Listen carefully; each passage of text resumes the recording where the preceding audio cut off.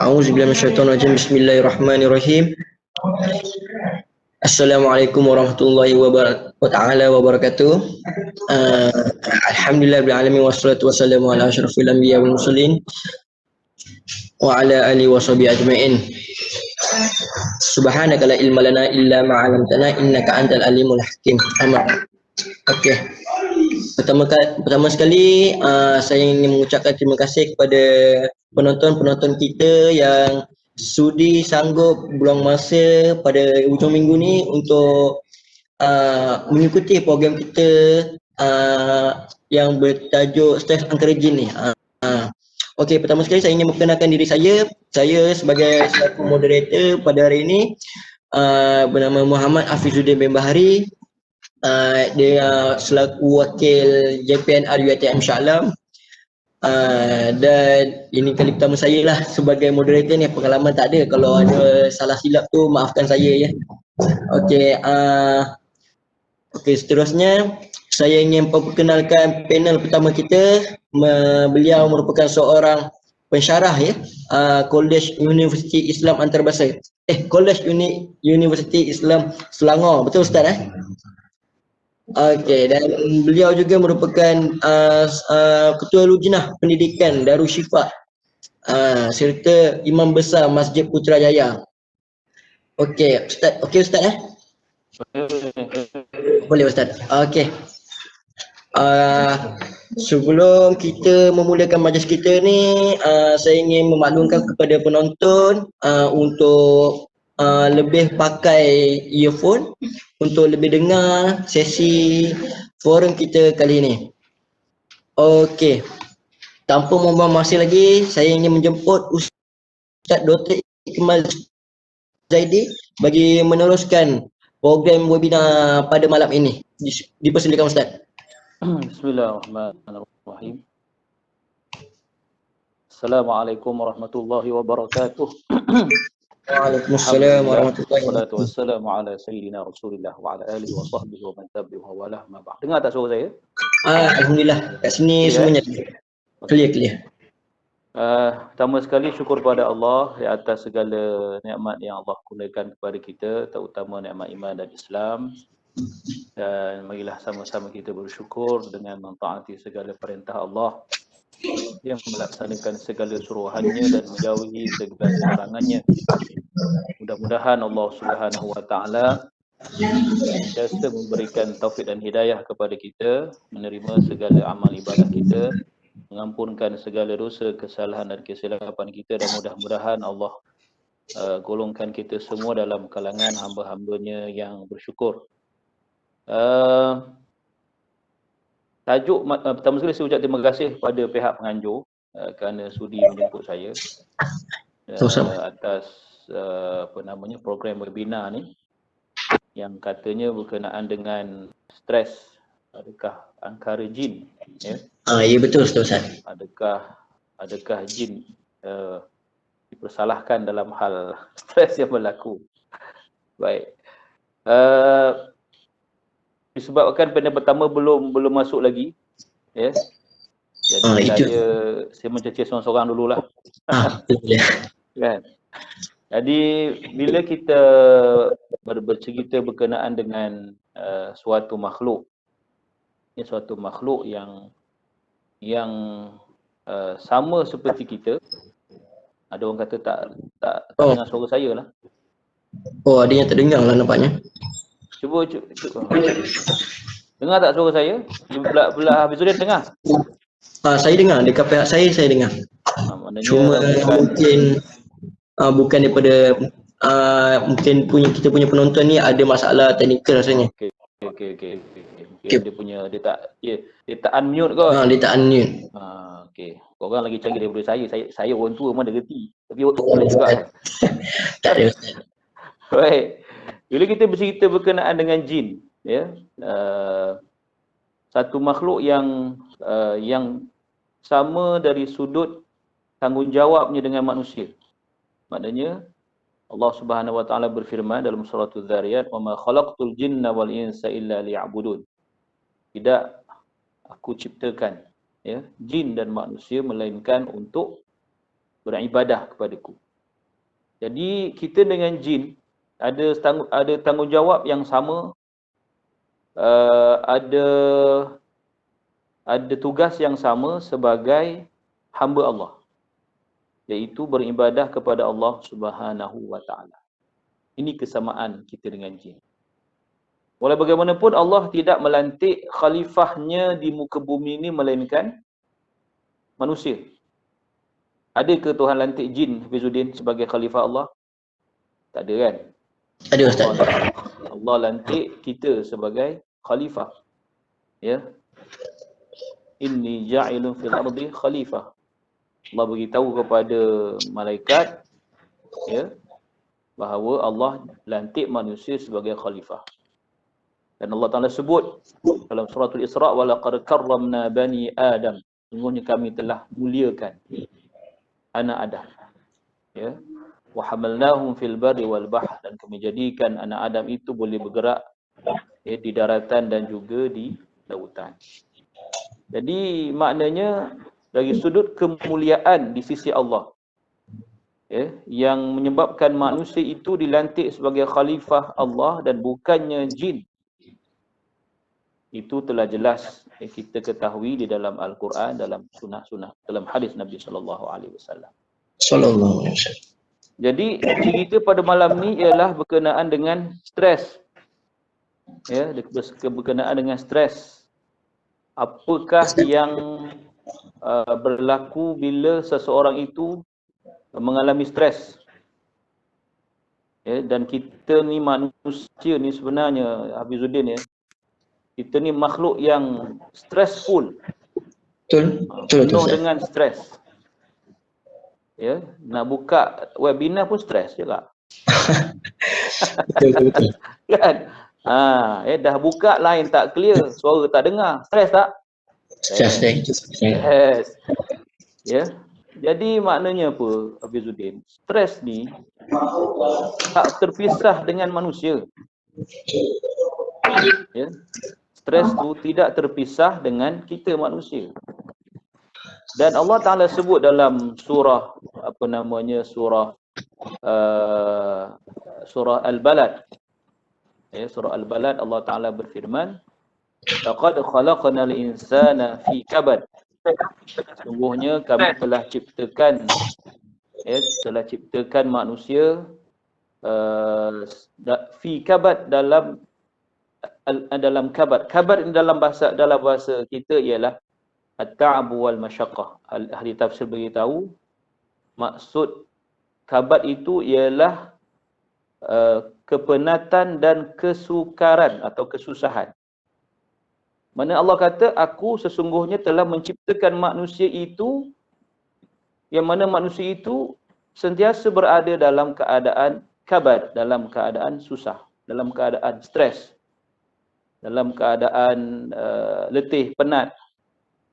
Maknanya stres ni suatu yang tak terpisah daripada manusia. Ya. Jadi bila malam ni disentuh berkenaan dengan adakah stres tu angkara jin ataupun angkara syaitan, maka untuk jawapan awalnya ialah tidak semestinya.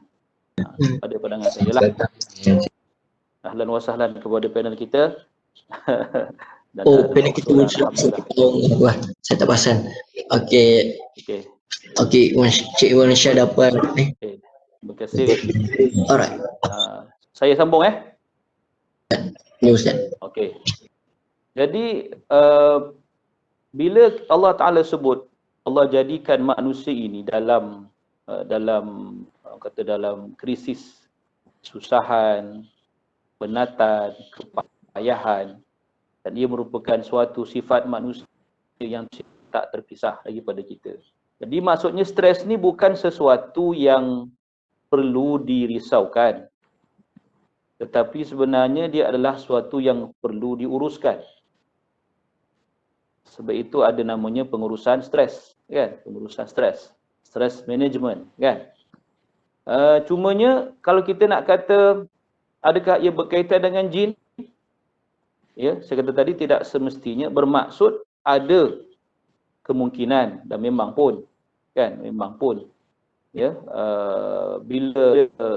bila manusia ni bila manusia dalam keadaan stres, dan stres itu tidak dapat dikawal dengan baik, maka akhirnya dia akan menjadi suatu jalan ataupun lompong yang akan diambil kesempatan oleh musuh, iaitu syaitan ataupun jin, kan, jin yang jahatlah. Seterusnya saya nak bawa sedikit istilah dalam syarak, dalam syariat yang ada kaitan dengan stres ni. Ya, ada kaitan dengan stres. Antaranya dalam istilah syarak dipanggil al-ham ataupun al-humum. Ya, al-ham, dan juga lagi satu al-gham. Al-gham ataupun al-ghumum. Lagi satu yang ketiga ialah al-hazan ataupun al-huzn. So ada tiga perkara yang saya boleh untuk saya jelaskan yang mana ia ada kaitan dengan stres ni. Dengan stres ni. Yang pertama al-ham. Ya, yang pertama al-ham. Al-ham ni apa yang berlaku, kerisauan, kebimbangan yang bersifat psikologi. Dia bersifat psikologi. Contohnya, kita nak kita nak masuk PESA contoh kata, kan, exam. Ni budak ATM. Korang dah ada exam belum? Setakat ni kami belum lagi menduduki peperiksaan lagi. Katalah nak exam InsyaAllah tahun depan saja. Oh ya, kamu lagi tu. Lama lagi.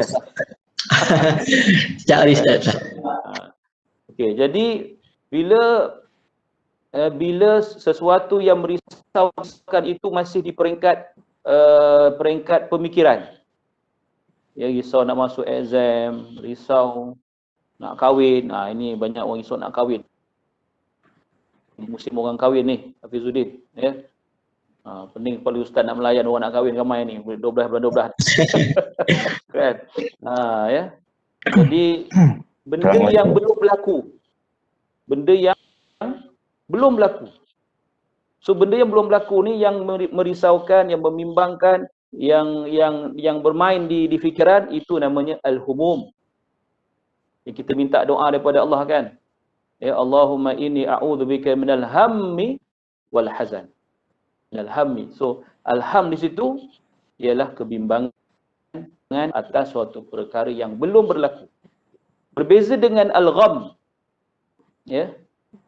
Dia al-ham satu, yang kedua al-gham. Al-gham ni dia lebih kurang sama dengan al-hazan. Al-hazan. Ya. Iaitu perkara-perkara yang kesedihan, kebimbangan, kerisauan, dia lebih kepada benda yang dah berlaku. Benda yang dah berlaku.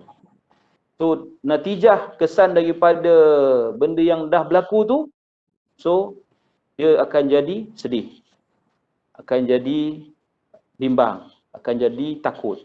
Apa sajalah perasaan-perasaan yang kata yang membelenggu setelah sesuatu itu telah berlaku.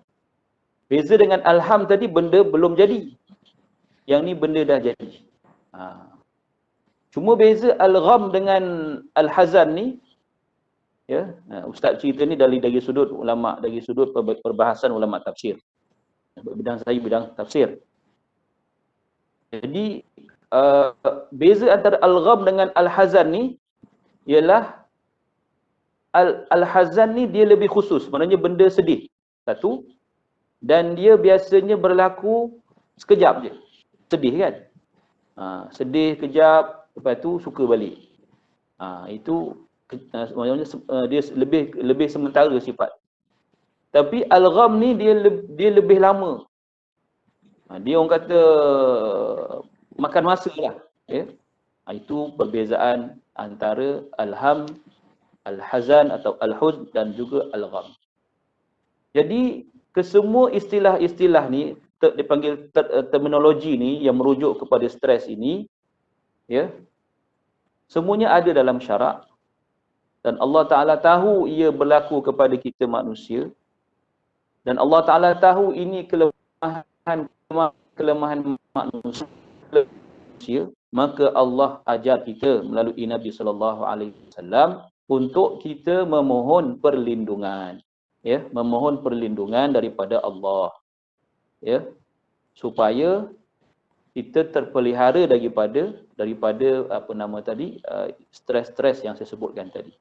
Itu yang kita berdoa, Allahumma inni a'udzubika minal hammi wal hazan. Kan? Ya Allah, lindungilah kami, berlindung. Aku berlindung denganmu ya Allah daripada al-hammi, daripada kesedihan, ya, ataupun daripada kebimbangan dan juga kesedihan.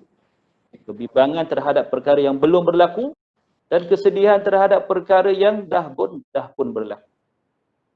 Jadi maknanya apa? Maknanya benda ni memang biasa sebenarnya. Mana biasa berlaku dengan manusia.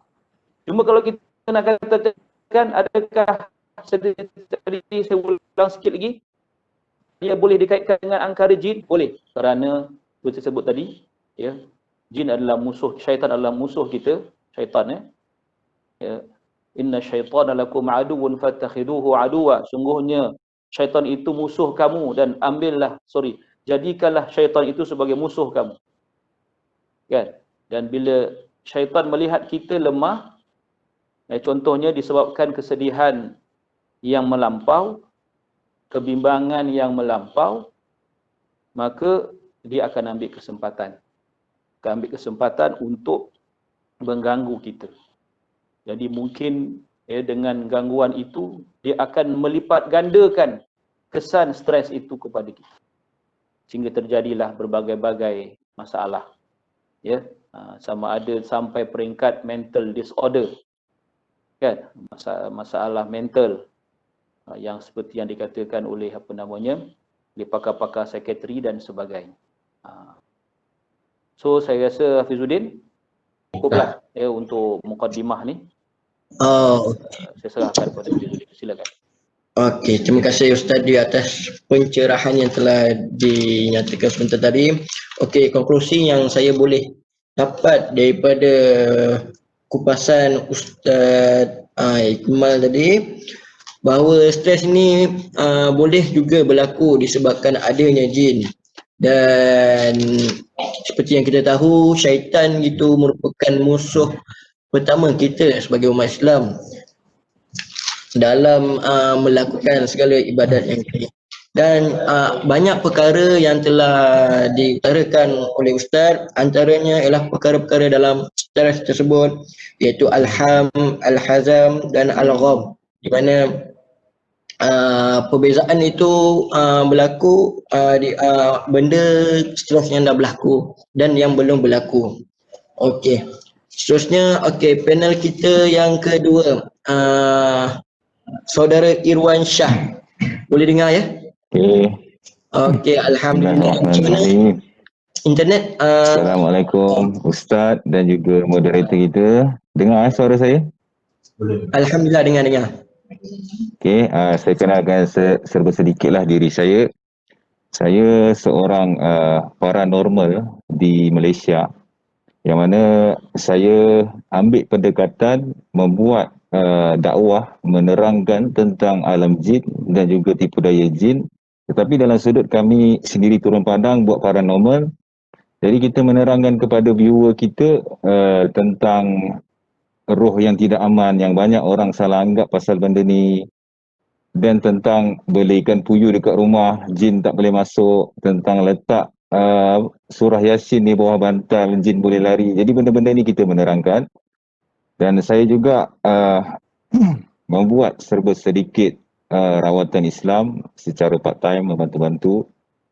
Dan alhamdulillah dengan pendekatan paranormal berunsur dakwah ini banyak menarik minat saudara-saudara kita, khususnya anak-anak muda lah, yang amat meminati sesuatu yang mistik. Tetapi ada juga di kalangan paranormal yang memberikan info-info yang salah, yang membuatkan viewer-viewer semua tersalah pandang tentang roh tidak aman, tentang saka ini adalah pendamping yang baik yang boleh melindungi. Jadi kami ini menjadikan konteks, kita nampak ada peluang viewer ramai di dalam live paranormal. Jadi kita menggunakan live paranormal ni untuk membetulkan segala fahaman-fahaman alam Melayu tentang jin, tentang saka dan tentang pendamping. Jadi saya Ya. adalah founder kepada ODTV Paranormal. InsyaAllah mudah-mudahan kita dapat berkongsilah sedikit pengalaman dan juga sedikit ilmu lah. Saya amat menyantuni ustaz lah, ustaz doktor yang sangat tinggi ilmunya, subhanallah. Okay, Saudara Masya, boleh saya nak utarakan soalan? Okey, seperti yang tahu, kita punya penonton ramai yang ingin tahu bagaimana seseorang itu atau maafkan saya, kenapa makhluk-makhluk halus ini cenderung untuk mengganggu individu tersebut. Misal kata belia manusia itu sering diganggu disebabkan berlakunya permasalahan dalam pemahaman ataupun mungkin disebabkan mereka terkena gangguan daripada orang sekeliling dan sebagainya. Dan apakah kesan ke atas individu tersebut? Boleh dipersilakan. Okey, kalau mengikutkan tajuk kita, stres akan menyebabkan gangguan jin lah.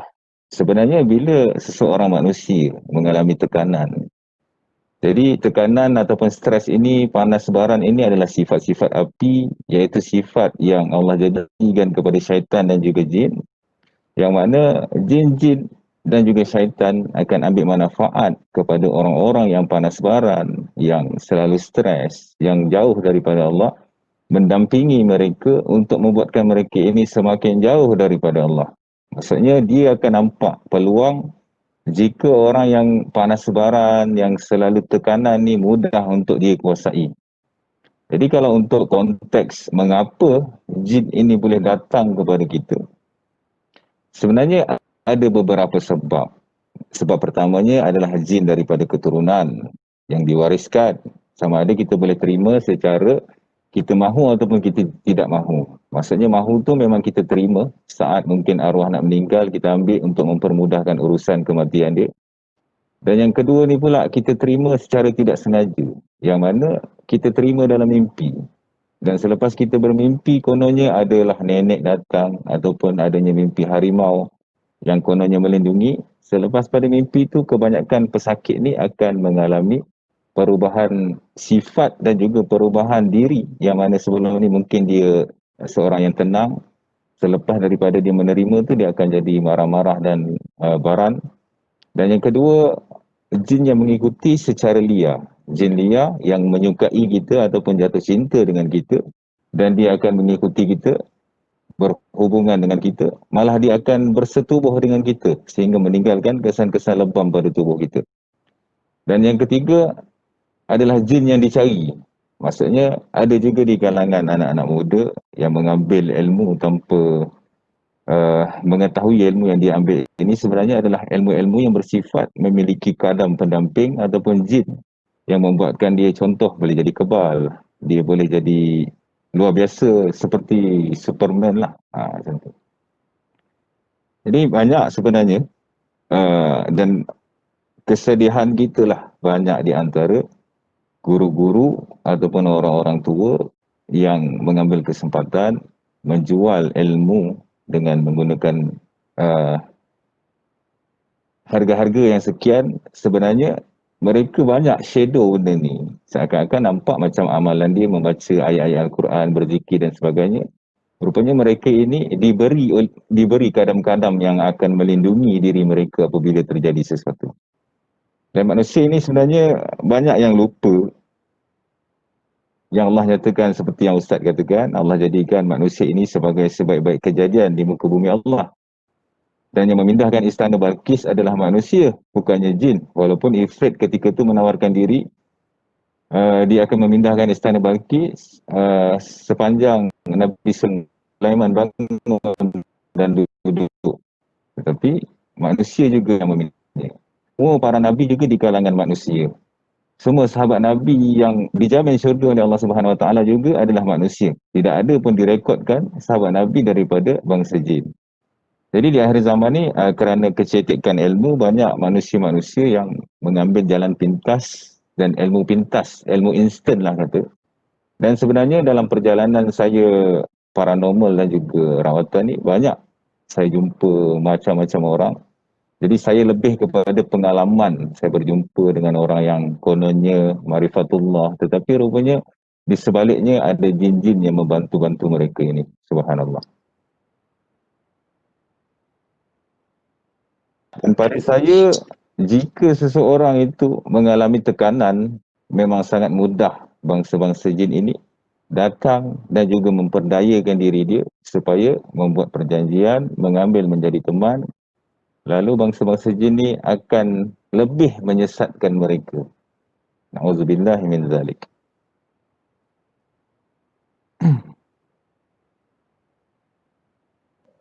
Okey, di situ ada sedikit pencerahan daripada Encik Irwan Shah sendiri berkenaan dengan sebab mengapanya jin itu datang kepada kita. Antaranya mungkin disebabkan pertama seperti yang diutarakan oleh Saudara Irwan Shah, keturunan mereka ataupun disebabkan mereka mencari, dan yang ada juga mereka yang mencari itu, mereka yang mencari jin itu sendiri. Nauzubillah min zalik. Okey. Kita berbalik kepada panel kedua, panel pertama kita. Ustaz Ikmal, Ustaz Ikmal Zaidi. Okey Ustaz, saya nak tanyalah kan. Kadang-kadang ada yang orang katalah jin Islam, ada jin Islam, ada jin kafir. Saya nak tanyalah pendapat Ustaz lah kan. Bolehkah individu tu kan tersebut dia berkawan dengan jin Islam itu sendiri, dan apakah hukumnya? Adakah ia memang dibolehkan ataupun memang tidak diperbolehkan? Penonton-penonton kita pun nak tahu sebenarnya. Ya Ustaz, dipersilakan Ustaz. Bismillahirrahmanirrahim. Bila kita bercerita berkenaan dengan jin, ya, dalam alam Melayu kita ni macam-macam istilah yang dirujuk kepada jin ni. Hantu, hunian, ya, termasuklah pendamping ke apa, macam-macam lah istilah. Hantu pun macam-macam spesies dibagi nama oleh orang Melayu kita. Hantu raya, Ustaz, pocong lah, kuntilanak lah, gondorowo lah. Itu Saudara Irwan boleh senaraikan tu. Jadi saya memang dekat dengan paranormal, jadi macam-macam lah kita tahulah nama-nama diorang ni. Yang kadang-kadang benda yang tak ada pun dia ada-adakan, subhanallah. Jadi ala kulli hal, semuanya adalah merujuk kepada makhluk halus. Makhluk halus yang kita katakan jin tadi, yang mana dah pun kita jelaskan bahawa Allah Subhanahu Wa Taala muliakan manusia mengatasi jin ni. Bila kita nak bercakap berkenaan dengan hukum, apakah hukum bersahabat dengan jin? Pertama sekali kita kena ingat bahawa Allah Subhanahu Wa Taala melalui Nabi-Nya sallallahu alaihi wasallam telah menjadikan jin dan manusia ni tidak berhubungan, maksud saya tu tidak sentiasa berhubungan. Maksud saya, bila kita tengok dalam kitab-kitab hadis, dalam sirah nabawiyah, memang ada cerita-cerita, ya, riwayat berkenaan dengan Nabi sallallahu alaihi wasallam pergi berdakwah kepada golongan jin. Itu memang warid, ya. Cuma kita tidak pernah dengar bahawa adanya sahabat-sahabat yang berkawan rapat dengan jin. Ya, yang mana-mana pergi ada jin yang mengikut mereka. Dalam peperangan ada jin yang membantu mereka. Dalam berniaga ada jin yang tolong jaga kedai mereka. Ya. Dalam berniaga ada jin yang tolong panggil pelanggan masuk kedai mereka. Jadi tak pernah kita dengar dalam sirah Nabi. Yang kita dengar ialah sahabat Nabi ada yang secara tak sengaja, ya, berjumpa dengan jin, seperti mana Serena Abu Hurairah ketika Nabi SAW menyuruh beliau untuk menjaga Baitul Mal. Ya, menjaga Baitul Mal, dan lalu dia nampak dia terjumpa. Tapi dia tak tahu pun kata yang itu jin. Tapi ketika itu jin menjelma dalam suatu bentuk yang lain. Ya. Sama juga ketika mana sahabat yang pergi minta izin dengan Nabi, minta balik ke rumah dia dalam peperangan Ahzab, bila jumpa ular yang besar di atas katil, apa namanya, katil dalam rumah dia. Ketika itu jin itu dalam bentuk binatang, kan, menjelma dalam bentuk ular. Jadi itu yang kita dengar dalam hadis-hadis, dan itu dibahaskan dalam, sebenarnya apa nama, Hafizuddin ni dan juga anak anda Irwan Shah, dalam dalam agama ni ada banyak kitab ataupun ada banyak rujukan yang ditulis oleh ulama tentang tentang jin ni. Ya, memang ada kitab yang khusus membicarakan tentang A to Z berkenaan dengan jin. Hukum hakam jin, adakah jin ini makan seperti manusia makan, adakah jin ini berkahwin seperti manusia berkahwin. Ya. Termasuklah cerita pasal bersahabat dengan jin ini. Pertama sekali Nabi SAW sebut, Nabi kata, min husni islamil mar'i tarkuhu ma la ya'ni. Daripada sebahagian daripada ciri seorang muslim yang baik ialah meninggalkan sesuatu yang tak ada kena mengena dengan dia. Di dalam hidup kita ni, kita tak ada kena mengena dengan jin pun. Dan jin tidak ada sebarang kaitan dengan sesuatu apa juga yang kita buat, sebab alam dia dan alam kita. Dia ada tanggungjawab dia dan kita ada tanggungjawab kita. Jadi bila dipersoalkan, apakah hukum bersahabat dengan jin? Saya tak berani nak kata benda tu haram kerana tidak ada dalil yang mengatakan haram. Cuma kita boleh katakan ia adalah suatu yang tidak berfaedah.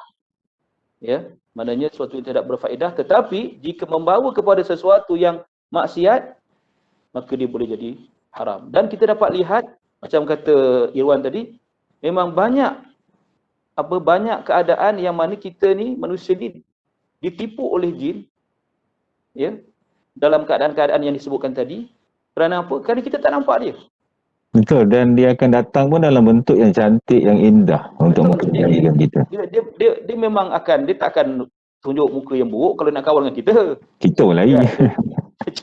Macam cerita orang Bunian, contoh kata. Saya banyak juga merawat kes-kes yang berkaitan, kan. Dia tak akan tunjukkan muka dia yang asal, wajahnya yang sebenar. Dia akan cuba goda kita, ajak kita, goda dan sebagainya. Jadi kalau kita katakan, kalau hukum yang saya sebut tadi ni ada kaitan dengan hukum yang seterusnya, iaitu adakah harus tadi berkawan, kan, berkawan, ni berkahwin. Itu pun dibicarakan oleh ulama. Ya, dalam hal berkahwin, jumhur ulama kata haram.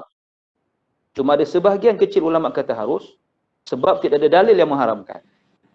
Ya, cuma jumhur, majoriti ulama kata haram. Ya, dan dalilnya ialah Allah Taala sebut dalam Al-Quran, wa min ayati an khalaqalakum min anfusikum azwaja. Dan daripada tanda-tanda kebesaran Allah menciptakan kamu, bagi kamu wahai manusia, min anfusikum, daripada kalangan kamu juga. Azwaja, pasangan hidup. Maknanya manusia kahwin dengan manusia. Kalau jin nak kahwin dengan manusia, tak bolehlah jin kena kahwin dengan jin lah, sebab dia tak sama spesies dengan kita. Maka adalah banyak perbincangan, perbahasan dalam kalangan ulama berkenaan dengan tu. Ya, dan kita dapat saksikan bagaimana kalau kita katakan persahabatan antara jin dan manusia itu lebih banyak membawa kepada keburukan, ya, daripada kebaikan. Maka kita perlu berhati-hatilah, jangan sangat ditipu. Ya, kalau kita tengok dari segi, memang ramai yang tertipu. Ya, bila berdamping dengan ni diberikan kelebihan, kekuatan tertentu, keistimewaan tertentu, kebolehan tertentu, orang lain tak boleh buat, dia boleh buat. Jadi itu yang menyebabkan dia mudah tertipu, kan.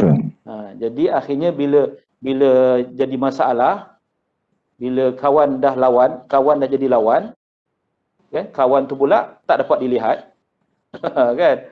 Jadi berlakulah krisis, bergaduh, berselisih faham sampai peringkat ialah yang kita lihat inilah. Wallahu a'lam. Terima kasih kepada Ustaz atas pencerahan yang dinyatakan sebentar tadi. Okey, kesimpulan yang dapat saya simpulkan bahawa tidak ada dalil yang mengatakan bahawa kita boleh berkawan dengan jin itu sendiri. Tapi kalau ia lebih membawa kepada kemudaratan pada diri kita sendiri, maka seeloknya lebih baiklah kita ditinggalkanlah. Dan jumhur ulama kalau ada para penonton kita yang masih tidak tahu berkenaan berkahwin dengan jin, dan sememangnya kita ikut apa yang dipetik daripada Ustaz Iqmal tadi. Jadi bahawa ia merupakan haram untuk berkahwin dengan jin yang bukan datang daripada makhluk kita sendiri, iaitu merupakan makhluk daripada alam lain lah. Okey. Seterusnya saya kembali kepada panel kedua kita, iaitu Saudara Iwan Shah. Okey, Saudara Iwan Shah, saya sendiri pun pernah lihat sendiri bagaimana video Saudara Iwan Shah dalam melakukan suatu dakwah itulah. Dalam yang video tu para penonton pun ingin tahu macam mana Saudara Iwan Shah sendiri boleh berkecimpung dalam bidang paranormal ni. Kadang-kadang para penonton kita pun ingin tahu. Okey, Saudara Iwan Shah. Bismillahirrahmanirrahim. Okey, kalau diikutkan saya di dalam bidang rawatan dah hampir 10 tahun dah. Cuma saya berhenti beberapa tahun atas sebab biasalah kita dalam rawatan kita bukan ustaz, kita orang biasa, hamba Allah yang biasa. Dan kadang-kadang bila kita meletakkan bayaran pun ikhlas dia jadi macam tak percaya. Dan saya pergi rawat orang pun pakai cap, pakai baju biasa. Jadi orang pandang pada saya tu macam tak percaya. Sebenarnya saya berpakaian biasa supaya pesakit dengan kita tidak ada gap. Maksudnya kita nak dekati orang awam, kita kena jadi orang awam.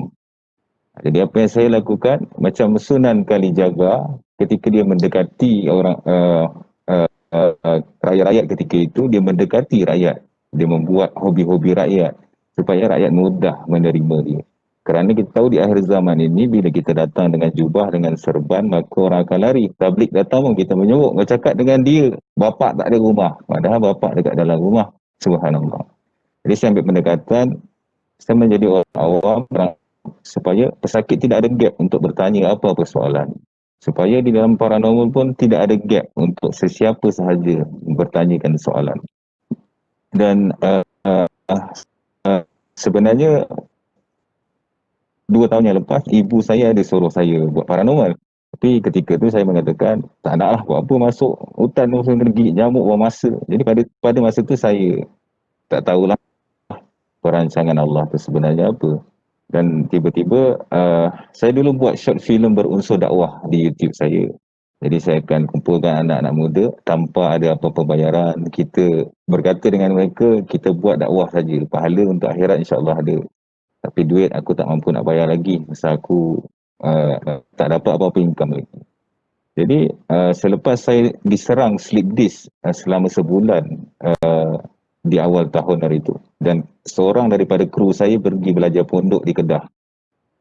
Dan saya jadi macam give up jugalah. Dan selepas pada tu, tiba-tiba tergerak hati saya nak buat paranormal dengan seorang kru saya, Muhammad Azwar. Okay. Jadi kami pun memulakan. Ketika tu kita mengajaklah anak-anak muda daripada College Vocational di Port Dickson. Dan selepas habis dari itu, kita buat sedikit muhasabah diri dan sebagainya. Jadi alhamdulillah, rupanya Allah bagi saya satu jalan dakwah melalui paranormal.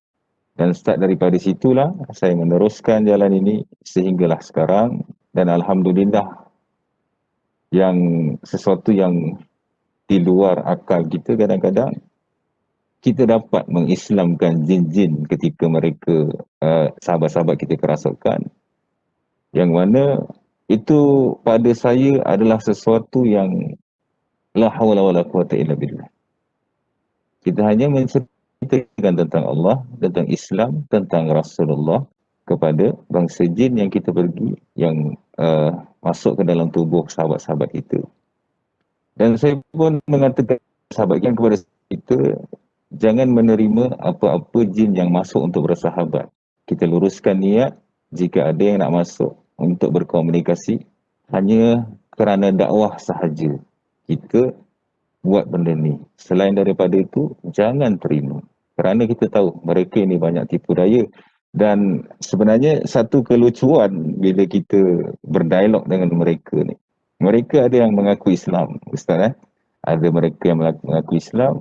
Saya tanya dia tentang Islam. Oh, dia mengucaplah. Saya tanyakan tentang iman. Saya tanyakan tentang ihsan. Saya tanya berapa ulul azmi. Jadi kita akan tanya soalan-soalan yang kalau kata jin tu Islam, maka dia akan sama saja syariat seperti manusia. Oh, Allah nyatakan wa ma khalaqatul jinna wal insa illa liya'budun. Dan tidaklah Allah ciptakan jin dan manusia supaya mereka beribadah dan menyembah Allah. Jadi daripada situlah saya menjebak bangsa-bangsa jin yang menipu-nipu daya kita ni. Dan ada juga momen-momen yang membuatkan kita terharu yang mana apabila mereka masuk Islam, mereka terus menangis. Mereka seakan-akan memandang kebesaran Allah yang mereka terima selepas mereka memulai Islam. Jadi saya selalu mengatakanlah kepada viewer saya, mustahil bagi manusia seperti kami nak melakukan apa saja. Tetapi tiada yang mustahil bagi Allah Subhanahu Wa Taala. Jika Allah berkehendak, maka jadilah. Jadi benda ni ada juga yang mengatakan kami berlakon, kami menipu dan sebagainya. Pada saya, kalau kita menipu, kita berlakon pun, kita memperbodohkan diri kita sendiri sebenarnya.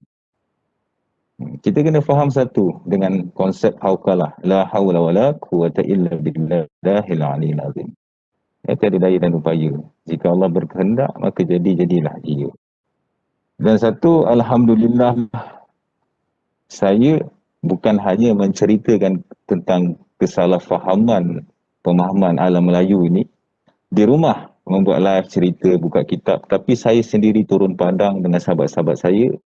Pergi ke Terengganu, pergi ke Kelantan. Dan alhamdulillah Allah gerakkan hati-hati manusia yang menginfakkan dana untuk perjalanan kami. Untuk kami belikan barang-barang, torchlight, lampu dan sebagainya. Dan alhamdulillah kita dapat menerangkan banyak kesalahfahaman orang. Dan kebiasaan kalau di alam Melayu ataupun di Indonesia, banyak manusia yang percaya roh tidak aman. Sedangkan di dalam akidah kita umat Islam, roh tidak aman tidak ada. Hanyalah bangsa-bangsa jin yang mengaku-ngaku mereka ini aku roh yang mati dilanggar di sini dan sebagainya. Jadi dekat situ sebenarnya kita dapat memberikan pencerahan, kita dapat meluruskan banyak pemahaman-pemahaman yang salah tentang orang cakap, bang saya mimpi ada orang berjubah datang, muka dia bersih dan sebagainya, nak berdampingan dengan saya apa semua. Jadi macam Ustaz katakan tadi lah, benda-benda macam ni dia takkan datang dalam rupa buruk. Kalau datang rupa buruk, siapa nak berdampingan dia? Jadi kadang-kadang kawan-kawan kita yang perkena kita kaki kencing kita pun datang dengan muka seposen je. Wan punya duit 100. Lepas tu boleh buat aku musuh. Lebih kurang macam tu. Jadi mereka akan datang dalam rupa wajah puteri yang cantik, dalam wajah lelaki berjubah. Kalau datang dalam bentuk harimau pun, harimau yang sangat manja. Seakan-akan kita dapat menundukkan dia.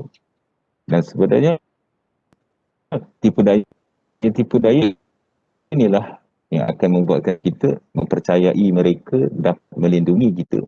Dan bila kita percaya mereka dapat melindungi kita, di situlah sebenarnya kita telah menduakan Allah Subhanahu Wa Taala. Kerana hanya Allah yang Maha melindungi dan hanya Allah sahaja yang Maha menjaga seluruh hamba-hamba dia. Dan pertambahan sedikit di dalam surah Al-Jin ayat 6. Terjemahannya bermaksud dan bahawa sesungguhnya adalah amat salah perbuatan beberapa orang dari manusia menjaga dan melindungi dirinya dengan meminta pertolongan kepada ketua-ketua golongan jin. Kerana dengan permintaan itu, mereka menjadikan golongan jin ini bertambah sombong dan jahat. Jadi bila ada larangan sebegini, bangsa jin akan semakin banyaklah buat kerja. Seperti yang kita tahu, apa sahaja yang dilarang itu yang paling sedap kita buat. Jadi mereka akan cuba sedaya upaya sehingga kita ini bersatu dengan mereka. Dan Alhamdulillah, walaupun banyaklah ujian-ujian dari sudut makian, hinaan, cacian kepada kami. Ada yang memanggil saya dukun, Ustaz. Ada yang panggil saya bomoh. Jadi pada saya, hanya Allah yang tahu siapa kita. Biarlah, apa pun orang nak panggil aku, yang penting aku mengajak manusia balik kepada Allah, kepada Islam, kepada Rasulullah SAW. Itu saja. Okey, terima kasih di atas perkongsian daripada saudara Iwan Shah sendiri, di mana beliau mulakan aktiviti beliau di YouTube atas keizinan ibunya. Betul ya saudara Iwan Shah ya? Dia peminat paranormal juga. Dia rajin tengok yang daripada Indonesia, Ki Pranalewu tu. Cuma konsep kami berbeza lah. Kami lebih kepada paranormal tu sebenarnya hanya alat saja untuk kami mendekati manusia. Pasal kita tahu view yang paling tinggi kita pernah dapat 2.7K on live. Jadi bayangkan dekat situ kita akan buat sesi, kita akan ceritakan tentang selawat Nabi, anjurkan orang berselawat ke atas Nabi, berzikir, membaca ayat ni ketika diganggu dan sebagainya. Dan Alhamdulillah benda itu diamal-amalkan oleh mereka. Jadi kita dapat sedikit pahala jariah. Alhamdulillah. Alhamdulillah. Di sini juga kita boleh dapat tahu kan bahawa saudara Iwan Shah ni juga telah menyatakan yang jin ni boleh datang dalam pelbagai bentuk, sama ada pun haiwan dan perempuan cantik, dalam menggoda manusia ini untuk kembali untuk menyuruh melakukan perkara-perkara yang sesat. Membuat perjanjian. Membuat perjanjian. Okey. Masa pun kita tengok sudah semakin tutup. Selepas ni kita ada sesi Q&A daripada penonton. Okey, sebelum kita mau pergi kepada sesi Q&A ni, saya mau minta kembali kepada panel pertama kita. Ustaz, adakah amalan-amalan tertentu ataupun amalan-amalan tertentu yang dapat diamalkan oleh para penonton kita ni kalau ada berlakunya gangguan jin dan sebagainya ni, bagaimana untuk mengatasinya? Stres, masalah kemurungan dan sebagainya. InsyaAllah Ustaz dipersilakan, tafadhal masyaallah. Bismillah. Bila kita cakap berkenaan dengan amalan-amalan ya, amalan-amalan tertentu, sama sekali sebenarnya Allah Ta'ala telah ajar kita dan Nabi Sallallahu Alaihi Wasallam telah menunjukkan kepada kita tentang cara kita hidup atas muka bumi ini. Dan kita tahu Islam itu merupakan suatu cara hidup yang lengkap. Dan apabila kita melaksanakan apa juga yang Allah Subhanahu Wa Ta'ala arahkan kepada kita, suruh kita buat. Apa yang Nabi Sallallahu Alaihi Wasallam suruh kita buat. Apa yang Allah Ta'ala larang kita daripada melakukan. Begitu juga apa yang Nabi larang kita lakukan. Kalau kita buat semua itu, itulah pendinding yang paling ampuh daripada gangguan syaitan. Ya, maknanya bila kita hidup dalam keadaan bersyariat, syaitan akan jauh daripada kita. Sebab itu bila Allah kata, ya, bukan Allah berfirman dan Allah rakamkan pengakuan syaitan, yang mana syaitan kata hamba orang yang tak mampu atau hamba-Mu yang tak mampu aku ganggu illa ibadaka minhumul mukhlasin, melainkan hamba-hamba-Mu yang ikhlas. Inilah manusia yang syaitan tak mampu nak ganggu. Jadi kita tahu nak jadi hamba yang ikhlas ni dia bukan tiba-tiba jadi ikhlas. Dia proses yang kena orang kata apa, kena buat. Bila kata proses, maknanya ada permulaan dan ada pengakhirannya. Ya, ada bidayah dan juga nihayah, ada permulaan dan juga pengakhirannya. Jadi kalau kita tidak bermula untuk menjadi seorang hamba Allah yang ikhlas, macam mana kita nak terlindung daripada gangguan syaitan? Dan dalam apa juga usaha kita untuk jadi seorang hamba yang ikhlas pun, diganggu oleh syaitan. Jadi ala kulli hal, ya, kita tak boleh elak, maksud saya tak boleh elak dari sudut satu perjanjian yang iblis dah dapat daripada Allah Subhanahu Wa Taala, yang dia akan kacau anak Adam. Ya, qala fa innaka minal munzirin ila yaumil waqtil ma'lum, sampai hari kiamat. Jadi kok mana pun kita tetap akan diganggu. Cara macam mana, bentuk macam mana, ya, itu hanya Allah yang tahu. Kalau dia tak ganggu kita dalam bentuk seperti mana yang apa nama saudara Irwan sebut tadi kan, dia akan ganggu kita dalam contoh macam saya lah ustaz, contoh kata ustaz kan. Adakah ustaz tidak diganggu syaitan? Dia ganggu. Mungkin bukan dalam bentuk seperti orang lain. Contoh dalam bentuk apa namanya, dalam bentuk bisikan-bisikan dalam hati. Kan? Meragu, menyebabkan kita merasa ragu-ragu. Ya, sebab itu dalam apa nama, dalam surah An-Nas kita tahu allazi yuwaswisu fi sudurin nas, yang sentiasa membisikkan, menggoda, merosakkan, ya, dan tak berhenti. Ya. Dan bila Allah Taala dan Nabi sallallahu alaihi wasallam ajar kita supaya mencari perlindungan, dipanggil ta'awudz atau isti'adzah, maka itulah cara yang kita ambil daripada Nabi SAW untuk melindungi diri kita, keluarga kita, anak-anak kita, saudara mara kita daripada syaitan. Dan benda-benda itu benda biasa. Ayatul Kursi, 3 kul, kan? Ya, Ayatul Kursi, 3 kul, lepas tu perkara-perkara yang basic, contoh kata bila waktu senja tutup tingkap, jangan keluar, contoh kata kan. Itu semua ada dalam hadis. Dan kita pun tahu benda tu. Maknanya bukanlah kita nak melindungi daripada gangguan syaitan ni, oh ada benda-benda yang terlampau super special, kan? Oh kena menadah begitu serius, tak ada, kan? Ya. Orang kata kena betapa ke apa untuk lindung daripada diri syaitan. Tak ada. Allah Ta'ala dah beri kita, kan? 3 kul ataupun 2 kul paling tidak, ya, Al-Falaq dengan An-Nas. Itu sebenarnya memadai. Bismillahirrahmanirrahim. Itu pun dah diberi.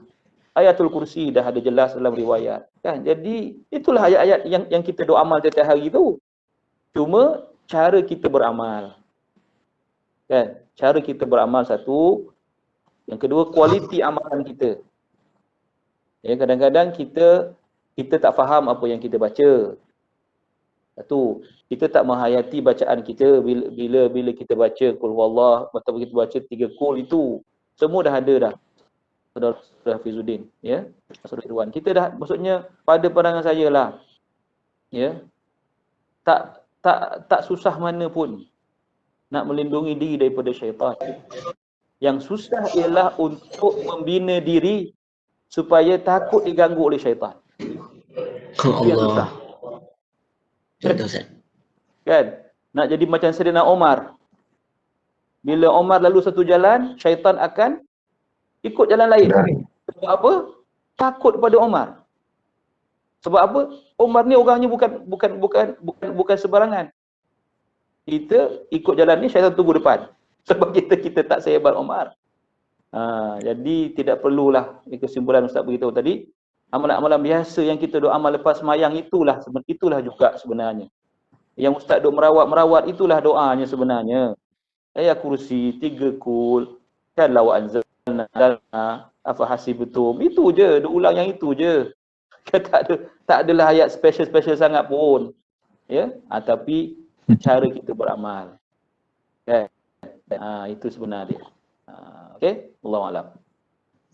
Okey, terima kasih kepada Ustaz Ikmal Saidi di atas pencerahan yang telah diutarakan sebentar tadi, di mana surah-surah lazim yang selalu kita amalkan dalam kehidupan seharian kita seperti surah Al-Kahfi, 3 kul. Itu merupakan satu ayat-ayat yang boleh digunakan dalam melindungi diri kita daripada segala gangguan-gangguan yang tidak ada gini, dan jika ia dilakukan dengan mengikut cara yang betul, insya-Allah gangguan-gangguan tersebut dapat dihindar oleh sama daripada jin tersebut. Okey. Seterusnya kita pergi kepada sesi Q&A. Okey, nampaknya ramai yang menulis komen kat sini ya. Untuk pengetahuan kepada kedua panel kita, selain daripada Webex ni, ada juga kita buat dekat live FB. Dekat situ ada komen-komen lah. Tapi kita kesutukan masa, jadi saya akan ambil soalan-soalan secara rawak dalam untuk utarakan kepada panel-panel kita sebentar ni. Okey, yang pertama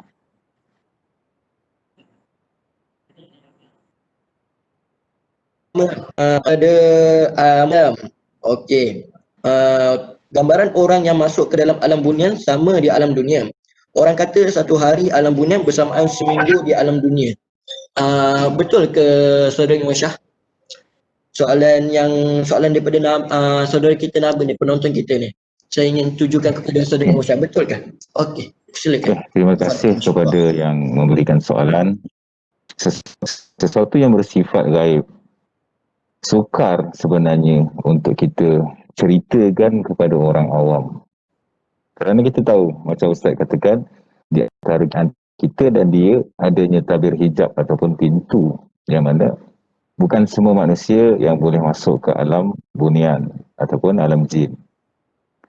Dan kalau ikutkan pada seperti yang dikatakan, sehari kita mungkin jin ni dalam 5 hari ke seminggu macam tu. Jadi kita berbalik kepada satu benda ni yang saya nak terangkan. Dalam masa sehari, bila kita lihat kepada orang yang terkena sihir, orang yang terkena sihir, yang mana mereka ini, sihir mereka akan aktif selepas asar hingga ke subuh, ataupun selepas maghrib hingga ke subuh. Jadi itulah masa-masa aktifnya sihir ini. Yang mana aktif bermakna, kalau dari sudut pemikiran kita, macam kita aktif siang lah. Lepas subuh sampai sebelum 12 malam tu kita aktif lah. Lepas 12 malam tu kita tidur. Jadi berbeza pula dengan mereka aktif melakukan sihir selepas asar ataupun selepas maghrib hingga ke subuh. Lepas tu siang, pesakit kita akan kurang sakit. Dan juga gangguan pun kebiasaan akan selepas jam 12 malam tu akan aktif teruk lah. Maksudnya masa tu memang orang cakap memang yang betul-betul aktif masa tu lah. Jadi daripada situ kita nampak berkemungkinan adanya perbezaan waktu ketika antara alam kita dan juga alam mereka. Mengikut daripada aktifnya alam di antara alam ataupun di antara perkara-perkara yang kita rujuk seperti sihir yang terjadi ataupun gangguan-gangguan yang terjadi kepada manusia. Jarang lah kita dengar orang jumpa jin, orang jumpa hantu siang lah. Kebiasaan orang akan jumpa hantu ni malam je Ustaz, betul malam, tengah malam, maghrib. Jadi kalau siang tengah hari buta tak ada kita jumpa hantu tengah lunch ke dekat pavilion ke, tak ada. Memang takkan jumpa punya. Jadi bermaksud dekat situ berkemungkinan adanya perbezaan waktu ataupun perbezaan hari di antara alam kita dengan alam mereka. Jadi itu saya punya, orang cakap apa? Saya punya jawapan lah. Kita nak cerita detail pasal hanya Allah sahaja mengetahui perihal yang lain. Jadi tidak dibukakan kepada kita manusia biasa. Hatta siapa pun kita, hanya dibukakan kepada para nabi sebagai mukjizat. InsyaAllah. Okey, terima kasih atas pencerahan yang diutarakan sebentar tadi. Penonton kita yang saudara Adam tadi mungkin dapat ambil sedikit banyak apa yang telah dibicarakan sebentar tadi oleh Saudara Imam Syah. Okey. Kali ni pula kepada Ustaz Ikmal. Saudara Amarhan. Ilmu lipat bumi adakah sama dengan jin? Saya pun tak pakar dalam bidang, saya minta pegang kepada Ustaz lah. Macam mana tu Ustaz? Ilmu lipat bumi adakah sama dengan jin? Ilmu lipat bumi, ilmu jin tu makhluk, mana nak sama? Kalau dia kata adakah ilmu lipat bumi ni guna jin, itu mungkin soalan yang betul lah. Kan? Jadi saya pernah dengar lah, tapi saya tak tahu secara detail, jadi saya pun tak berani nak tentukan. Ya. Benda-benda yang pelik. Ya, benda-benda yang pelik yang dipanggil khawariqul adah, benda-benda yang mencari adat ni. Ya. Ya. Yang ada di antaranya yang namanya mukjizat. Mukjizat ni berlaku pada Rasul. Ya, berlaku kepada Rasulullah sallallahu alaihi wasallam. Dan tak berlaku pada kita. Jangan bila Nabi kena contoh irhas, sama juga berlaku pada Nabi sebelum dilantik jadi Rasul. Nabi pernah dibelah perut, pernah dibelah dada, minta maaf, dibelah dada Nabi dalam beberapa kali. Ya, dalam sirah 3 ada yang kata 4 kali. Jadi peristiwa tu khusus untuk Nabi, mukjizat atau irhas kepada Nabi SAW. Jangan kita jadikan, Nabi boleh kena belah tu, tak ada pakai doktor, jadi saya boleh belah orang lah.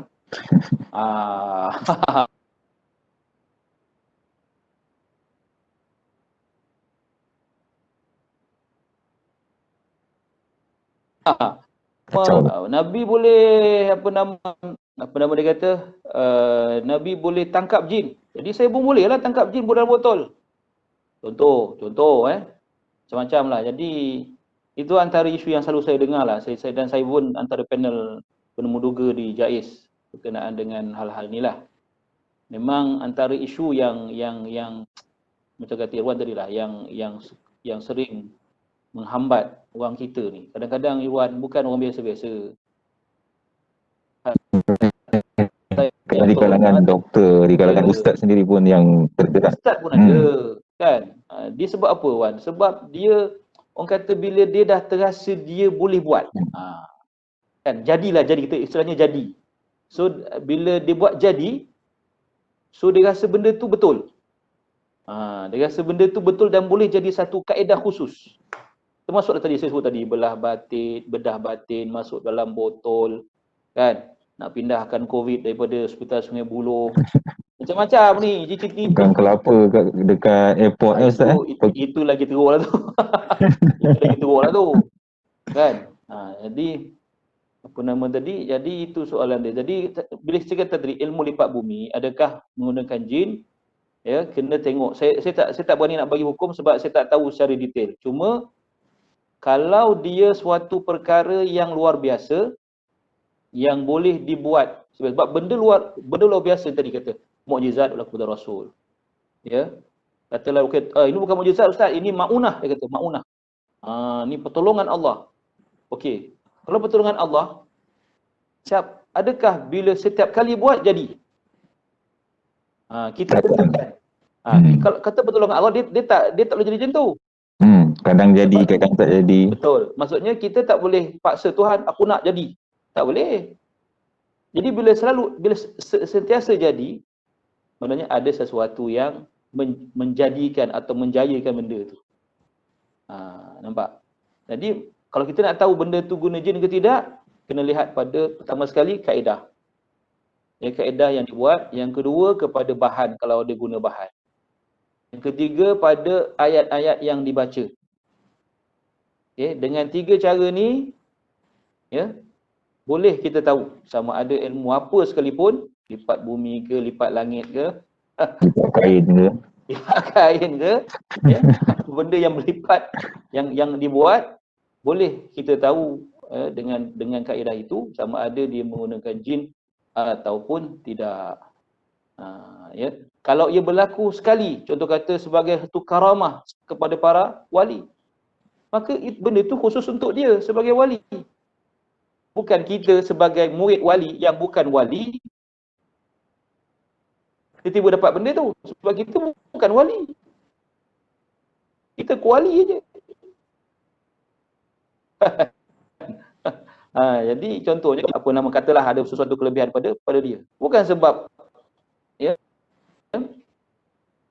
apa namanya tiba-tiba dia boleh jadi tidak. Hasil itu karamah khas untuk dia daripada Allah Subhanahu wa taala.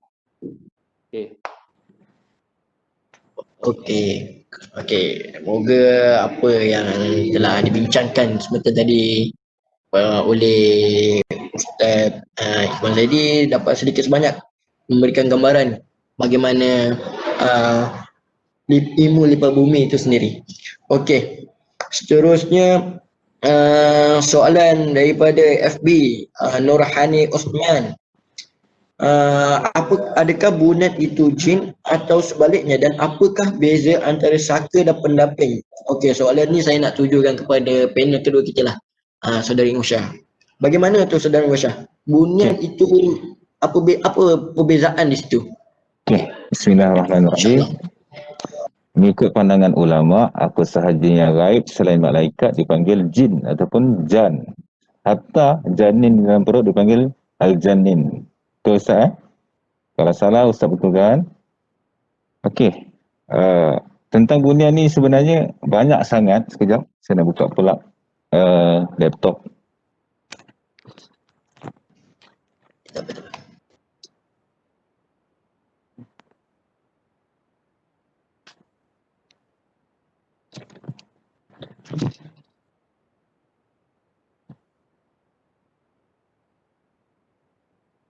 Okey, kita sambung, minta maaf Okey, tentang bunian ini sebenarnya banyak sangat orang tanya saya kerana banyak di kalangan orang kita yang banyak klaim, lebih-lebih lagi pesakit saya banyak klaim dia ni keturunan bunian, dia ni hybrid antara bunian dan manusia, dia ni dia lahir je ikut perut mak dia, tetapi sebenarnya mak dia yang betul di alam bunian. Dia ni sebenarnya anak buah puteri yang terbuang, puteri bunian yang terbuang dan sebagainya.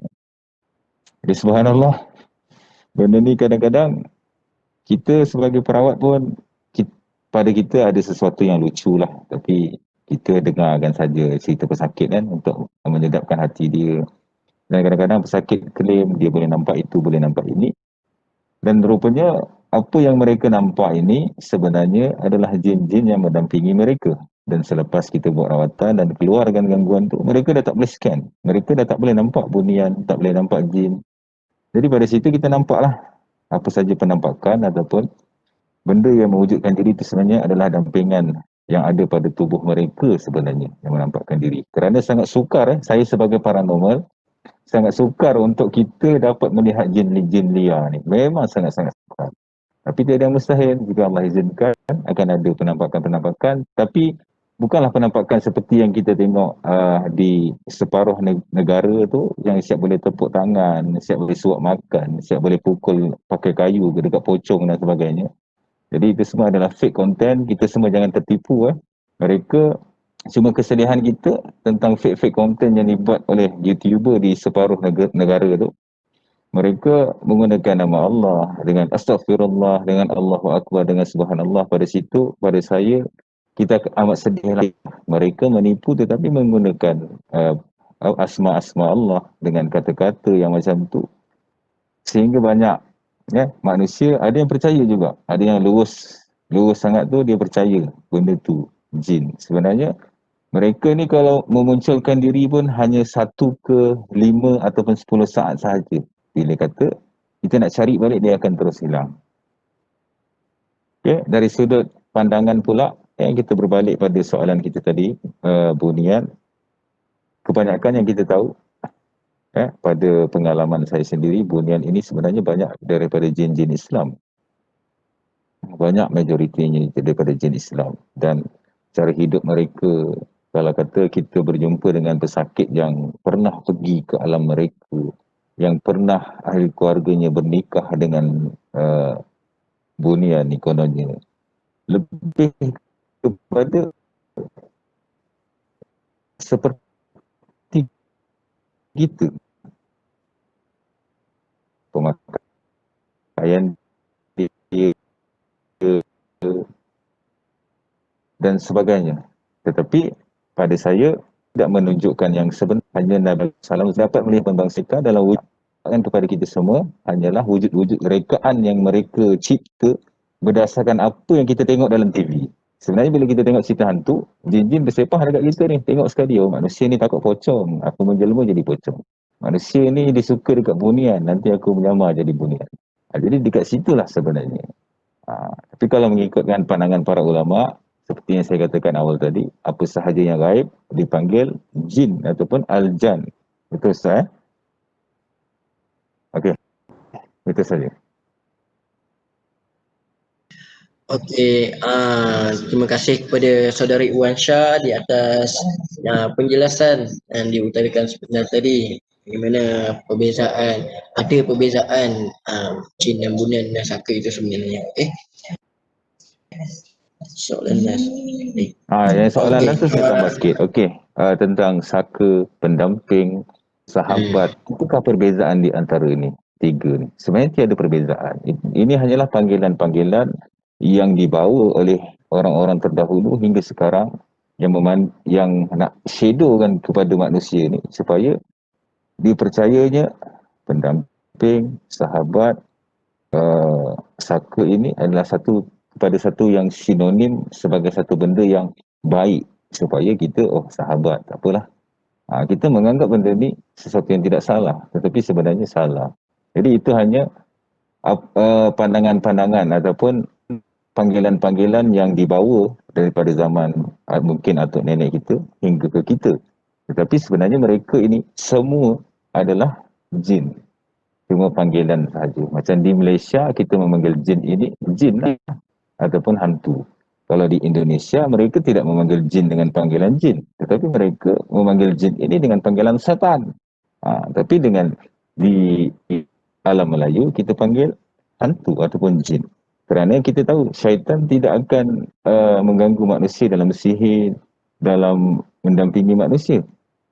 Syaitan hanya memberikan was-was, hanya menyesatkan anak Adam itu sendiri. Maksudnya dalam urusan sihir ataupun dampingan ni, syaitan tidak akan dapat mendampingi manusia, dan ini pendapat saya. Kalau salah mungkin boleh diperbetulkan. Pendapat saya, kalau kita berbalik kepada ayat yang Allah perintahkan manusia tadi, wa ma khalaqatul jinna wal insa illa liya'budun, itu bermaksud bangsa jin ini juga diberikan syariat. Kita manusia diberikan syaitan-syaitan untuk menyesatkan kita, dan tiada yang mustahil bangsa-bangsa jin juga diberikan korin dan juga syaitan-syaitan untuk menyesatkan manusia mereka juga. Kerana kalau Allah tidak memberi kepada mereka, bermaksud dekat situ keadilan Allah pada makhluknya yang mendapat syariat itu tidak sama ataupun tidak berat sebelah lah. Kita manusia dapat jin dengan korin, kenapa dia orang diberi syariat juga tetapi tidak dapat gangguan jin, gangguan syaitan dan juga korin. Maksudnya ini pemahaman saya. Kalau dari sudut adilnya Allah Subhanahu Wa Taala. Kerana mereka juga diberi nafsu, kita juga diberi nafsu. Kita diberikan syaitan di hadapan, di belakang, di kiri, di kanan, dan mereka juga sebenarnya diberikan untuk menyesatkan mereka daripada syariat Allah Subhanahu Wa Taala. Okey, terima kasih kepada saudari Wan Syah atas pencerahan yang dia diutarakan seperti tadi. Okey, ini pula soalan daripada FB. Okey. Masa amat-amat menceberui kita kali ni sebab kita kesetukan masa sebenarnya. Jadi soalan-soalan yang tidak dapat dijawab di FB tu saya betul-betul minta maaf, dan betul-betul minta maaf sekali lagi disebabkan masa amat menceberui kita. Sebabnya panel-panel kita ni pun sibuk, banyak urusan yang perlu dilakukan sebenarnya. Okey, soalan last ini ditujukan kepada Ustaz Ikmal Zaidi daripada saudara Amirul. Apa pandangan Ustaz tentang ada segelintir lintir live menggunakan objek penarikan dalam sesuatu konten live? Apakah hukumnya? Dipersilakan Ustaz. Apa soalan dia? Tulis sekali. Penarikan apa? Penarikan. Saya pun tak tahulah Ustaz. Ada katanya Dia katanya menggunakan objek penarikan dalam suatu konten live tu. Kemungkinan dia Apakah melakukan hukumnya? melakukan sesuatu penarikan, mungkin pusaka daripada alam gaib dan sebagainya, seperti yang kita tengok di Indonesia banyak di kalangan. Hatta Ustaz Ujang Bustami sendiri pun melakukan kaedah penarikan pusaka ataupun kaedah mediumisasi, yang mana mereka ini menarik jin masuk ke dalam tubuh dia punya sarung lah ataupun mediator untuk melakukan dialog dan juga untuk menyelesaikan masalah itulah. Berkemungkinan soalan dia. Kalau soalannya tadi, saya dengar tadi dia kata penarikan objek. Maknanya bila kata objek tu benda lah kan. Penarikan objek dikatakan sini lah. Jadi penarikan objek maknanya benda lah, macam tarik benda. Mungkin menyatakan penarikan pusaka lah. Penarikan benda. Jadi saya pun sebab kita tak buat benda tu, kita pun tak tahu. Tetapi nanti saudara Wan boleh sambung lagi lah. Cumanya kalau kami di Darussyifaa lah secara tegas, apa namanya, almarhum tuan guru memang tidak membenarkan. Maknanya tak membenarkan kita guna kaedah-kaedah yang seperti ini. Ya. Maksudnya kaedah penarikan objek, nak ambil barang bersama di alam sana semua kan. Jadi kita tak buatlah benda-benda tu. Cuma kalau benda tu berlaku, apakah benda tu possible boleh berlaku? Jawapannya possible. Kan dia tidak impossible, memang dah kita tengok pun ya, benda-benda tu berlaku. Sebab di sana ialah bila kita katakan benda yang impossible jadi possible, maknanya ada sesuatu lah kan. Jadi kita tak pelik lah kalau benda tu dibawa oleh makhluk halus tu, diambil daripada sana, dibawa keluar. Itu kita tak pelik lah bila mereka juga menggunakan khidmat makhluk-makhluk ni. Cuma dari segi tadi kita kembali kepada basicnya, memang apa juga kaedah yang mistik seperti itu biasanya menggunakan khidmat makhluk halus. Ya, biasanya melibatkan khidmat makhluk halus. Ada kawan-kawan saya yang pernah bercerita pada saya, ya, orang berubat santau, contohnya pernah ada kawan saya seorang dia buat santau, dia kata ya, macam mana perawat tu ya, dia boleh pegang tangan dia macam ni, tiba-tiba dia pegang aja macam tu, dia tiba-tiba ada keris dekat tangan dia. Tak tahu datang dari mana keris, memang keris physical keris. Jadi dia gunakan keris itu, dia ubat kawan ni, adalah potong-potongan gitu, action macam tu lah. Lepas tu keris tu, hilang daripada tangan. Depan mata dia cakap. Jadi, kalau kita nak kata apa kan, maknanya possible, betul possible. Tapi, jadinya tu, possibility itu adalah disebabkan oleh adanya makhluk yang namanya jin. Yang berkolaborasi lah dengan orang-orang yang begini. Jadi, kalau kami di Darussyifaa memang sangat strict lah dalam hal ini, dan kita tak guna kaedah itu. Kita hanya membaca ruqyah, dan memang ada seperti mana kata saudara Wan tadi, kita berdialog. Itu pun kita tak macam mungkin saudara Wan lebih faham tentang penggunaan medium dan sebagainya. Ya, maksudnya kita menyeru jin itu kalau dia ada supaya dia boleh bercakap dan sebagainya. Bila kami di Darussyifaa kita tak guna kaedah itu. Cuma kita hanya secara koinsiden. Maksudnya bila kita merawat pesakit itu, dalam tubuh dia ada makhluk itu, dan bila kita baca ayat Quran dia tak selesa, so dia react dengan bacaan, so dia keluar, dia bercakap melalui pesakit itu. Itu saja, di situ saja berlaku dialog. Itu pun kita tak suka sangat dialog ni. Ada banyak yang menipu daripada jujur. Kan? Kita baca ruqyah, kita doakan. Ya, kalau memang ada kesempatan kita berdakwah seperti mana kata Wan tadi, memang kita berdakwah, dan ada juga yang masuk Islam. Ada yang nak jadi murid, saya pun ada. Macam-macam. Tapi ada yang jadi khatam pun ada, Wan.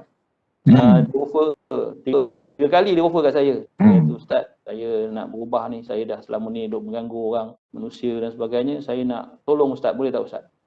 Kalau saya betul-betul Yalah. masa tu rasa bagus lah kan masa tu. Boleh lah. Kan? Terima kan? Yalah. Jadi kalau saya terima, lepas tu saya tolak lah. Saya tolak cara baik. Saya kata, saya bukan belajar ilmu ni untuk kamu jadi khadam saya. Kamu jadi khadam kepada Allah Ta'ala. Hamba Allah. Pergi belajar agama. Pergi jadi hamba Allah yang baik. Tahu apa yang dijawab? Dia jawab apa? Dia kata, Ustaz memang orang yang ada ilmu. Dia kata. Sebab kalau sebarang orang, dia akan terima bulat-bulat apa yang saya offer. Dia kata. Maksudnya, saya pun sebenarnya saya alami pengalaman seperti Ustaz. Banyak orang sebenarnya diorang tak faham. Kita bila jadi seorang perawat ini, memang kita bermain dengan alam jin dan juga dengan jin. Jadi ada yang cuba datang menyerang kita, nak membunuh kita. Ada yang offer diri nak berkahwin dengan kita. Ada yang offer diri nak jadi khadam kita lah ataupun penolong kita. Jadi Ustaz sendiri sebagai seorang ustaz, sebagai seorang doktor pun diberikan oleh Allah Subhanahu Wa Taala ujian yang seperti ini. Jadi banyak orang kadang-kadang tak faham. Dia ingat sebenarnya separuh manusia dah menganggap kehebatan itu milik perawat, milik ustaz, milik ini. Tidak. Sebenarnya kami juga diuji dari sudut yang seperti ustaz katakan. Jadi kalau kami ini tewas dengan ujian, bermakna kami bersahabatlah dengan mereka. Jadi inilah iblis Ustaz. Ya, betul. Okey. Okey. Terima kasih kepada Ustaz Saidi Iqmal, Iqmal Saidi, di atas pencerahan yang dijelaskan seperti tadi. Okey, cepat pada waktunya, pukul 10 dah. Akhirnya, okey, terima kasih saya ucapkan kepada kedua kesimpulan yang saya dapat saya simpulkan. Okey, saya akan cuba buat kesimpulan walaupun masa kita kesetukan masa. Kesimpulan yang dapat kita buat dalam program ni, dapat kita ketahui bahawa stres ini berkemungkinan datangnya disebabkan oleh jin dan ada kalanya disebabkan oleh kemurungan seseorang itu sendiri. Dan jika tidak melakukan amalan-amalan yang dituntut oleh syariat, yang dituntutkan oleh Islam, maka ia akan mudah untuk memanggil perkara-perkara gaib ini berlaku pada diri kita. Okey. Dan lagi sekali saya ingin berterima kasih kepada panel-panel kita, iaitu panel pertama kita Ustaz Iqmal Zaidi Hashim, kerana sanggup meluangkan banyak masa kepada kita walaupun dia seorang yang busy. Dan panel kedua kita saudara Iwan Shah juga, saya minta terima kasih kerana sudi meluangkan masa juga untuk mengikuti program kami yang sederhana ni. Okey. Seterusnya kami akan berakhirlah program kita kali ini. Jadi selepas ni akan berlakunya sesi quiz dengan para peserta kita. Di mana para panel kita tak dapat nak join lah jawabnya. Ini sesi quiz ni lebih kepada para penonton kita. Okey. So saya ucapkan lagi sekali terima kasih banyak-banyak kerana mengikuti saya sebagai wakil kepada JPNA ni. Sangat-sangat berterima kasih kepada kedua-dua panel kita kerana sanggup untuk meluangkan masa bersama kami. Jadi saya tutup majlis kita dengan tasbih kifarah dan suratul as.